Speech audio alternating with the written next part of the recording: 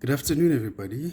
Today we will be doing a question number 4 from the JUNE 2022 paper.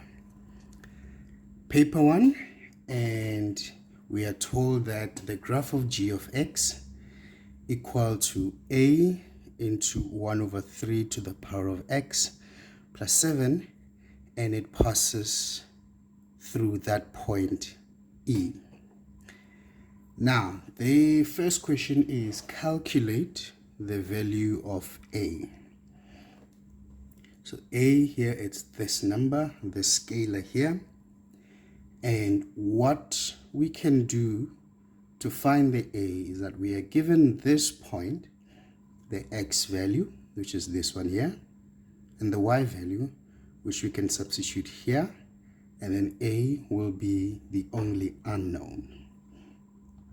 So then to answer that, we say our y value, which is 10 at point E, equal to a into 1 over 3 to the power of our x value, which is minus 2 plus 7. What we then do next is to take 7 to the other side, and we have 10 minus 7, which equals to, then we are left with that, so power of minus 2. This solves out to be 3. We still have our a. What we can do is that we know that from the rules of exponents, 1 over a is the same as a to the power of minus 1. And in this case, with 1 over 3, 3 is our a.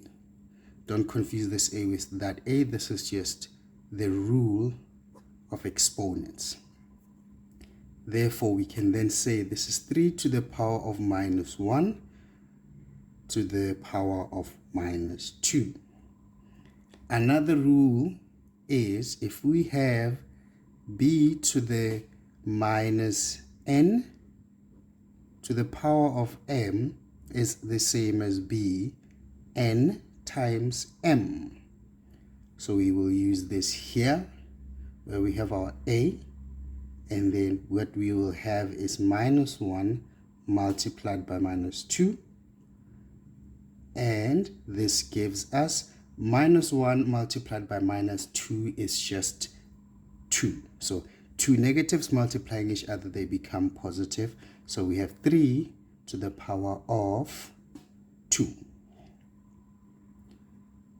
3 to the power of 2 is 9.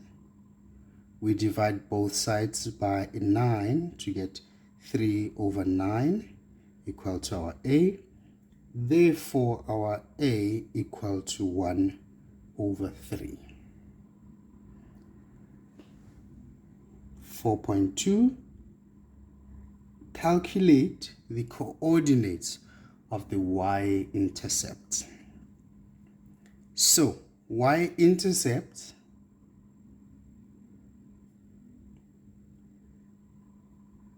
when x equal to 0. So what this means is that we are going to take our equation, and when where we see an x, then we substitute x for 0. So now we have y equal to a into 1 over 3 to the power of x plus 7.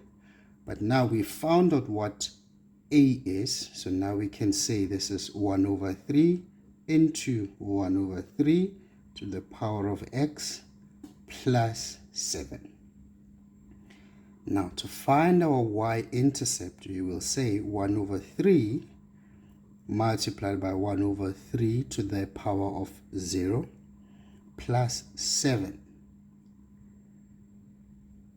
1 over 3 is still there. So we have now 1 over 3 to the power of 0. Any number to the power of 0 is 1 plus 7. Therefore, what we have is a mixed fraction 7 and 1 over 3 which you can simplify to be 7.33 recurring, or better to just leave it in a fraction form, which is 22/3. Now we have another equation called h of x. This h of x is defined as 1/3 to the power of x. Now, what description can we give in order to move from our g? And just a reminder, 4.3.1, that our g of x equal to 1/3. Okay, it's cramped out of space there, so let me write it there. 1/3 multiplied by 1/3 to the power of x plus 7, and first h of x, which equal to 1/3 to the power of x. So what description rather can we give when we move from this one here to that one there? So I am going to do this one first, which is, we have here the same bases that are being multiplied together. If we have the same base multiplying together, we will add their exponents. So now our new formula is 1/3 to the power of x plus 1. The x comes from there, the 1 comes from there. Now, the reason why I did that is because I want us to be able to compare these two. Let me rewrite h of x. I want to be able to compare the two in a more like for like fashion. So here we have 1/3 as a base, which has an exponent, 1 base, this base 1/3, which has an exponent.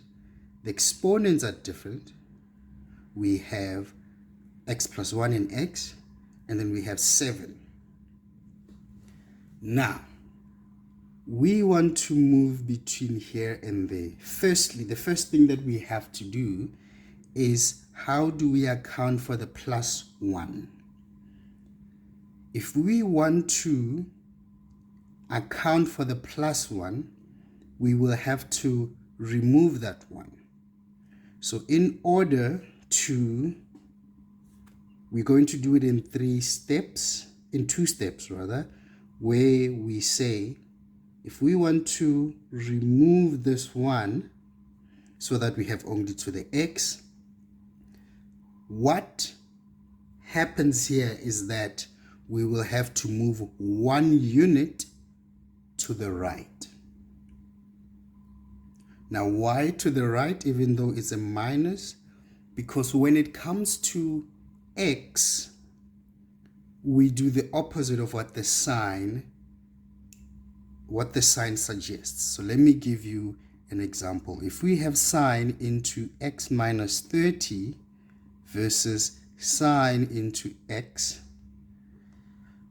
the difference between these two is that in order to move from there to there, we moved this function 30 degrees to the right, even though it's a negative here.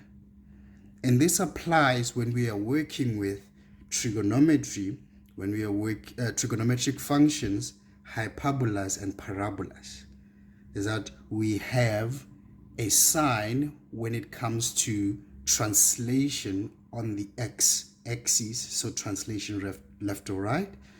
That sign, when we do the translation, we do the opposite of what that sign may imply otherwise. But that does not apply with when we're moving up or down. So this part here what we did was move or translate g of x 1 unit to the right. That's the first thing. And then there we have our x, which now looks like that. The next thing is, how do we remove the 7? Now we remove the 7 by just minusing the 7.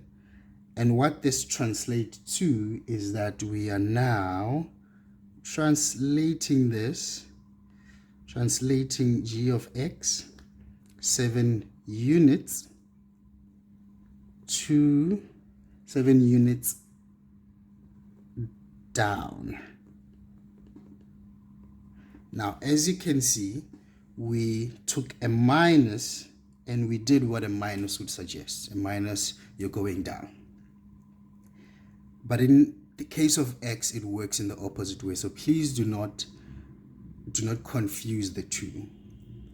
And this, like I mentioned earlier, applies to trigonometric functions, hyperbolas, and the hyperbolas, and also the exponential graph. So these three.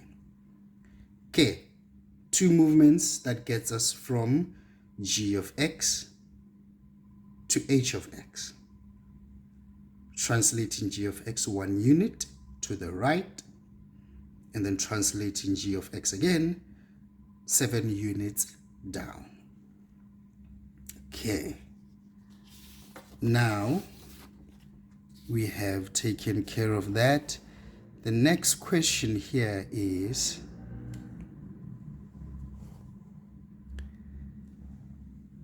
determine the equation of the inverse of h. Let's just remind ourselves what h is. This is 4.3.2. Our h of x is 1 over 3 x to the power of x. So now the question is, how do we determine its inverse in the form of y equal to this? Now, another way, so what we can do is, we know that y for h of x is y equal to 1 over 3 to the power of x. And what then to do to find the inverse of x? What we do is we swap our x and y. Therefore, x becomes 1 over 3 to the power of y. So where we see x, we put y. Where we see y, we put x. Right. Now, we always want our y to be the subject of the formula, like they mentioned here, y equal to something. You need it to be in that form. What you then do, you'll use logarithms. So it becomes log of x, so you log both sides. And then you say log 1 over 3 to the power of y. Now what we are going to do is we are going to utilize the laws of logarithms. So that if you're logging something that has the power, that power comes here and it becomes the multiplier. And then we're going to divide both sides by log of 1 over 3, which then becomes y equal to log of x over log of 1 over 3, which is the same as log to the base of 1 over 3 of x. So that is our final one.